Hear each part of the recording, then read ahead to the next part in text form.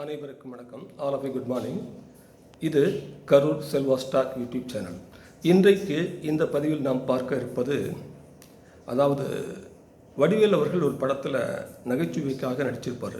ஒரு வசனம் சொல்லியிருப்பார், உனக்கு வந்தால் ரத்தம், எனக்கு வந்தால் தக்காளி சட்னி அப்படின்னு சொல்லிட்டு. இது படத்துக்கு மட்டுமல்ல, நம் வாழ்வியலுக்கும் பொருந்தும், நம்ம நாட்டுக்கும் பொருந்தும். உதாரணமாக, ஒரு வருஷம் அல்லது 1.5 வருஷத்துக்கு முன்னாடி இஸ்ரேல் காஜாவை தாக்குச்சு. அப்போ காசாவில் ஏகப்பட்ட மக்கள் கொல்லப்பட்டாங்க.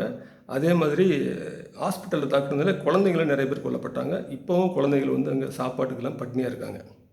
அது அப்போ நடந்தது. அதே மாதிரி இப்போ ஈரான் என்ன பண்ணியிருக்கு அப்படின்னா, இஸ்ரேலை படு பயங்கரமாக தாக்கியிருக்கு. அது ரொம்ப நமக்கு கஷ்டமாக இருக்குது. அங்கேயும் அப்படி தான் ஏகப்பட்ட மக்கள் இப்போ வீடு இல்லாமல் தவிக்கிறாங்க. குழந்தைகள் ரொம்ப கஷ்டப்படுறாங்க. அந்த இஸ்ரேலுடைய நகரமே ரொம்ப ஸ்தம்பிச்சு போயிருக்கு. இது எதுக்கு சொல்ல வர அப்படின்னா, நடுநிலையாளர்கள் அது இல்லாமல் சில சமூக ஆர்வலர்கள் என்ன கேட்குறாங்க அப்படின்னா, இஸ்ரேலில் காசாவில் கொல்லப்படும் மக்கள் கொல்லப்படும் போது, குழந்தைகள் பட்டினியாக கிடக்கும்போது, குழந்தைகள் கொல்லப்படும் போது யாருமே கேட்கல. இப்போ இஸ்ரேலில் மக்கள் கொல்லப்படும் போது, குழந்தைகள் அவதிப்படும் போது, அவங்க கஷ்டப்படும் போது நீங்கள் கேட்குறீங்கல்ல, இதுதான் இது எப்படி அவங்களுக்கு ஒரு இது, உங்களுக்கு ஒரு நியாயமா?